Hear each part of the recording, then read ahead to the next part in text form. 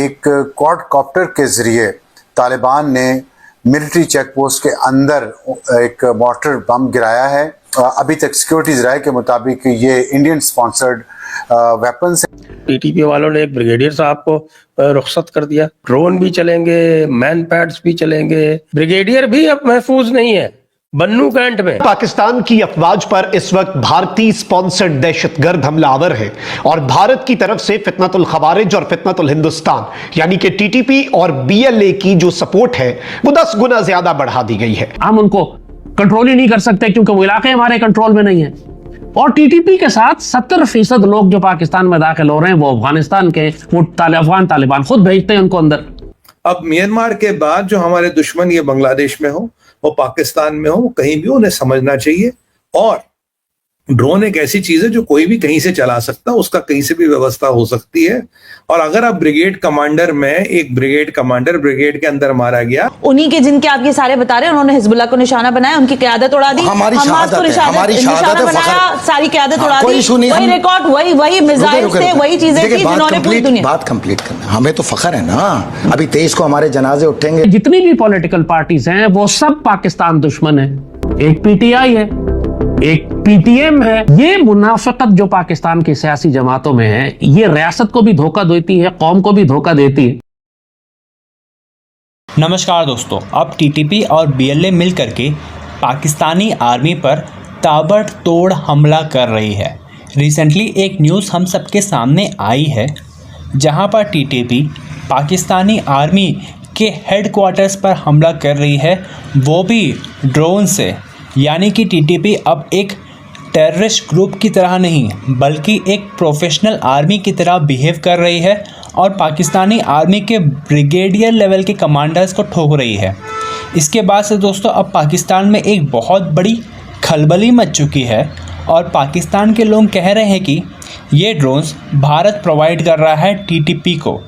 लेकिन अगर ड्रोन्स को देखा जाए तो वो मेड इन चाइना ड्रोन्स हैं, यानी कि टीटीपी खुद से ही जुगाड़ लगाकर चाइना से ये सब ड्रोन्स खरीद कर पाकिस्तानी आर्मी को ठोक रही है।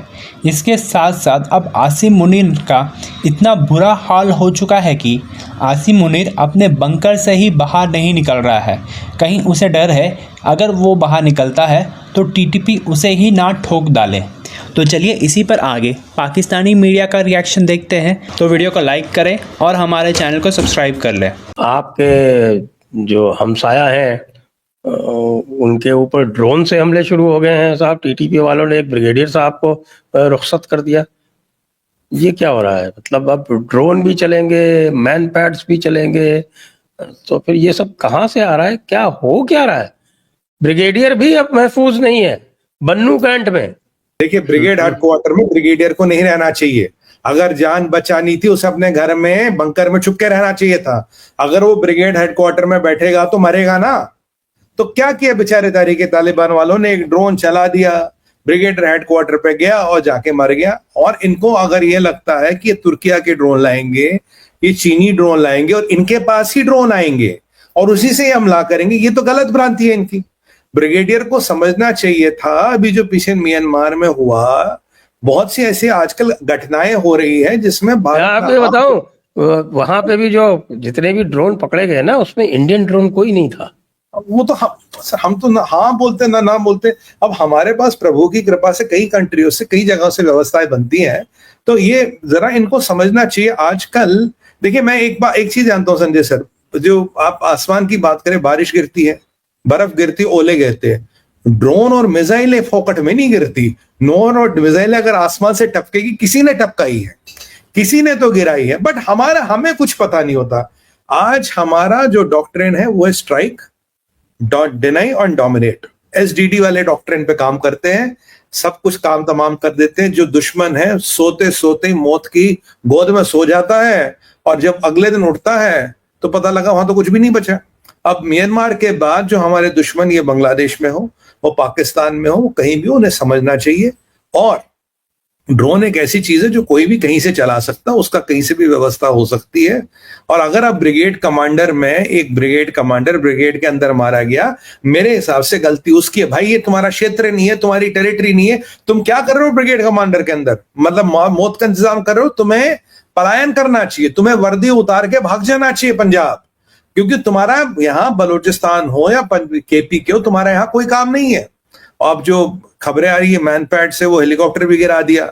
अब देखिए टेक्नोलॉजी एडवांस हो रही है, इन्हें क्या लगा रशियनों के खिलाफ ही ये यूज होगा, इनके खिलाफ कभी यूज नहीं हो सकता। सर यूज तो हर एक के खिलाफ हो सकता है। मंजूर खिंजीर और जहन्नुम के कुत्तों दोनों के पीछे आपको भारतीय इंटेलिजेंस मिलती है।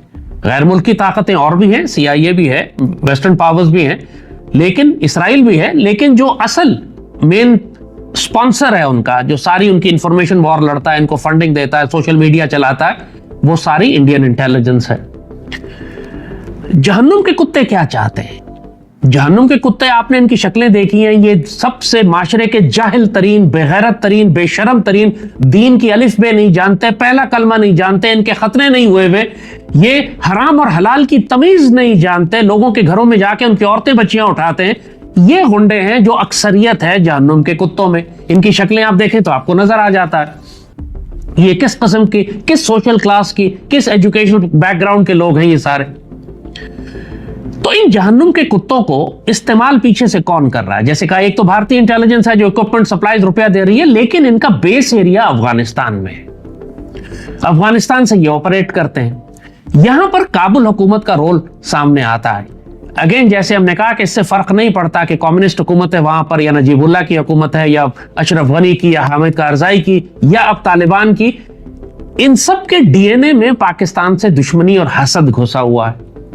और पाकिस्तान के मामले में ये सब एक बात मानते हैं, एक बात, ये इन सारों का नैरेटिव है कि हम पाकिस्तान अफगानिस्तान के दरमियान ड्यूरेंट लाइन की सरहद को नहीं मानते, और हम अटक तक का इलाका क्लेम करते हैं, यानी पाकिस्तान का सूबा खैबर और बलूचिस्तान जो है वो अफगानिस्तान का है, लिहाजा उसको हम पाकिस्तान मानते ही नहीं।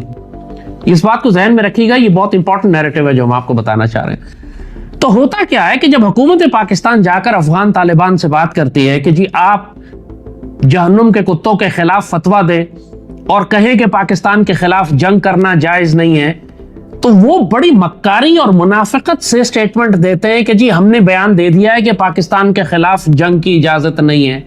पाकिस्तानी बड़े खुश होकर वापस आ जाते हैं। लेकिन पाकिस्तानी ये नहीं जानते कि जब अफगान तालिबान ये बयान दे रहे हैं तो उससे उनकी मुराद वो पाकिस्तान है जो सिर्फ पंजाब, कश्मीर और सिंध पे मबनी है। वो खैबर और बलूचिस्तान को पाकिस्तान मानते ही नहीं, वो कहते हैं वो अफगानिस्तान है। लिहाजा जो वहां पर जंग हो रही है वो उस फतवे में आती ही नहीं कि पाकिस्तान के खिलाफ जंग करना हराम है। इनके बहुत से मौलवियों ने फतवा दिया है कि पाकिस्तान के खिलाफ जंग करना हराम है। ये बड़े शौक से प्रमोट करते हैं पाकिस्तानियों को बेवकूफ बनाने के लिए, लेकिन उस फतवे का दायरा इख्तियार जो है वो अटक से नीचे नीचे है। अटक से ऊपर सारे इलाके को ये अफगानिस्तान क्लेम करते हैं। ये कहते हैं वो है ही हमारा इलाका, हम अपने इलाके को आजाद कराने के लिए जंग कर रहे हैं, पाकिस्तान के खिलाफ तो जंग हो ही नहीं रही। ये मुनाफिकत पाकिस्तानी पॉलिटिशियंस और पाकिस्तानी हुकूमत और हमारी रियासत के इदारे नहीं समझते।